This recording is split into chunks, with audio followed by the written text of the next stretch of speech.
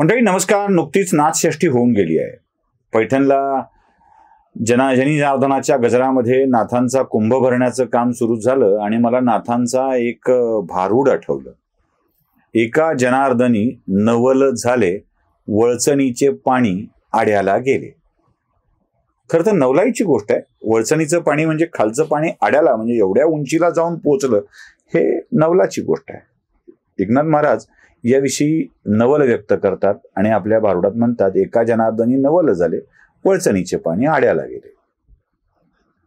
अजून एक अभंग आहे, नवल वर्तले गे माये, उगवला प्रकाशू, मनाची अंधाराचा होतसे विनाशू. माऊलींचा आहे. खरं तर नवल वर्ताव अशीच गोष्ट आहे. प्रकाश उगवला की मनाच्या अंधाराचा असा विनाश होत असतो, अंधार निघून जातो.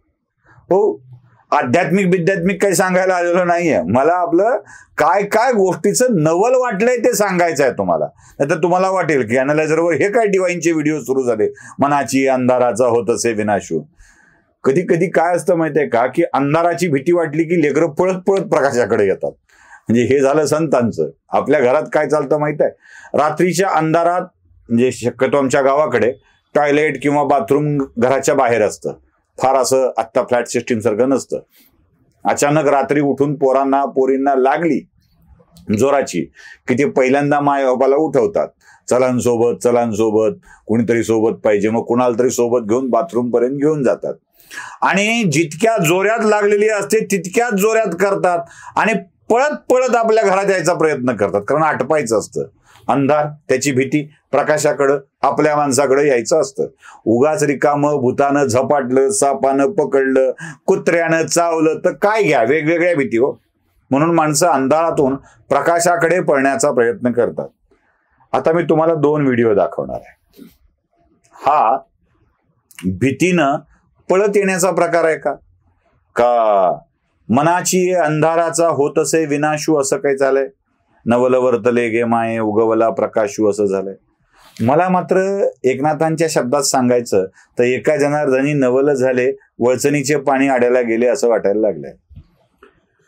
पहिल्यांदा भाषण ऐकवायचं आहे. सावधान हो जाइए अपने लाडले सबके चहीते संजयजी राऊत साहेब एक स्पेशल प्रोग्राम घेऊन ऑन डिमांड येत आहेत. संजय राऊत, ऐका. 2014 साली एका जागेवर 72 तास चर्चा झाली. मी होतो त्याच्यामध्ये. ओम माथुर तेव्हा त्यांचे प्रभारी होते आणि आम्ही हा सगळा कार्यक्रम आणि हा सगळा खेळ पाहत होतो. पण मी एक नक्कीच सांगेन की देवेंद्र फडणवीस हे कोणत्याही परिस्थितीमध्ये शिवसेना भाजपची युती तुटू नये या मताचे होते.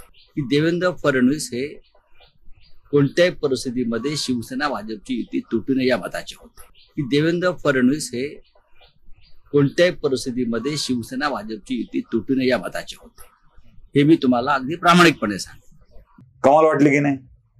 ज्याने तोंड उघडलं की घाण बोलावं, बची बाराखडे षष्ठीचे विभक्ती प्रत्यय लावून मात्र कुळाचा उद्धार करत बोलायची ज्यांना सवय आहे, ज्यांनी बाई बुवा माणूस कोणी शिल्लक ठेवला नाही, ते संजय राऊत कुणाचं कौतुक करतायत? देवेंद्र फडणवीसांचं. फडणवीसांना युती टिकवायची होती असं म्हणतायत. आश्चर्य आहे. यांचे आका म्हणजे मालक काय बोलत होते? हा तर फडतूस आहे, हा तर कलंक आहे, हा तर तू तर राहशील नाही तर मी तर राहीन, अशा स्वरूपाचे सगळे शब्द बोलत होते. हे संजय राऊत देवेंद्र फडणवीसांच्या प्रत्येक माणसाला शिव्या घालत होते. मोहित कंबोजला ब्ल्यू आईड बॉयज म्हणत होते. फडणवीस लवकरच गजाड जातील म्हणत होते. नाही गेले तर मार्क माय वर्ड म्हणत होते. यांच्या वर्डाला ना मार्क उरला ना शेवटी वर्ड उरला. आता फडणवीसांचं कौतुक करू लागले.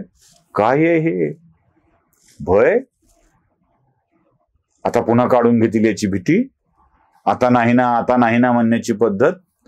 म्हणजे ते आम्हाला आठवतंय ते जेव्हा पोलीस अशा कुठे एकदा हे लागलं होतं, काय म्हणतात त्याला, बाहेर फिरायला बंदी, संचारबंदी लागली होती आणि काही पोरं पिक्चरच्या थिएटरमधून बाहेर पडले आणि जसे बाहेर पडले पोलिसांनी राप राप राप काट्या घालायला सुरुवात केली. लातूरचा प्रसंग आहे, ज्यांना माहिती आहे त्यांना सांगतो. रिगल थिएटरच्या पुढे एक असं, आता रिगल बंद झालंय, पण रिगलच्या पुढे एक अशी झोपडपट्टी आहे आणि समोर एक दयाराम सूरजमल रोड आहे.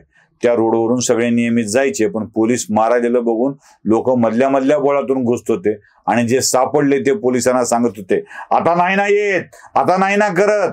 तसं तर नाही ना हे. म्हणजे घरी चोरी करताना, काहीतरी चोरून खाताना, अभ्यास न करताना, शाळा बुडवताना बापाच्या हाती काट्य लागावं, बापानं काट्याला तुफान धुवावं आणि धुताना पोरानं सांगावं, आता नाही ना बुडवत, नका ना मारू, खूप लागायलंय ना, असं म्हणल्यासारखं वाटतं. तुम्हाला संजय राऊतांचं वाक्य म्हणजे नाही. तसं देवेंद्र फडणवीसांना युती तोडायचीच नव्हती, पण ते काय झालं, तुटली. अरे संजय राऊतांना काय झालं एवढं देवेंद्र फडणवीसांचं कौतुक सभागृहाच्या बाहेर करताना. आता दुसरं ऐकवतो. यांना नक्की भूतबाधेची भीती वाटते. म्हणजे जिथे आपण आहोत तिथे अंधार आहे हे कळायला लागले. जरा ऐका. माननीय मुख्यमंत्री महोदयांनी अशाच पद्धतीनं अर्थसंकल्प कसा वाचावा हे अतिशय सुंदर अशा प्रकारची एक पुस्तिका त्यांनी प्रकाशित केली, स्वतः लिहिली. ती आज आदर्श पुस्तिका म्हणून आपल्या लायब्ररीमध्ये सुद्धा, आमच्या घराघरामध्ये आहे. आजचं आपलं भाषण मी खरंच सांगतो, इतकं अप्रतिम झालेलं भाषण आहे, इतके वेगवेगळे संदर्भ देणारं भाषण आहे. माझी विनंती अशी आहे की आपलं हे भाषण पुस्तक रूपानं जर प्रसिद्ध झालं आणि त्याची कॉपीज तुम्ही जर आम्हाला दिल्यात, असे इतके उत्तम रेफरन्स जे आले, पहिल्या क्षणापासून मी बसलो होतो. आणि म्हणून अध्यक्ष महोदय, माझी विनंती आहे की हे आपल्या विधिमंडळाच्या वतीनं माननीय मुख्यमंत्री महोदयांचं भाषण आपण जर पुस्तक रूपानं प्रकाशित केलं तर चांगलं होईल. कोण आहेत कळलं? आदरणीय भास्कररावजी जाधव यांना लक्षात आलंय की आता आपल्या नशिबात फडणवीसांची कृपा झाल्याशिवाय विरोधी पक्षनेते पद नाही. म्हणजे ते नाही याची गॅरंटी असल्यामुळेच उद्धव ठाकरेंनी त्यांना द्यायचं कबूल केलंय. गॅरंटी असती तर आदित्यला घेतलं असतं, तुम्हाला नसतं दिलं, आदित्यला घेतलं असतं.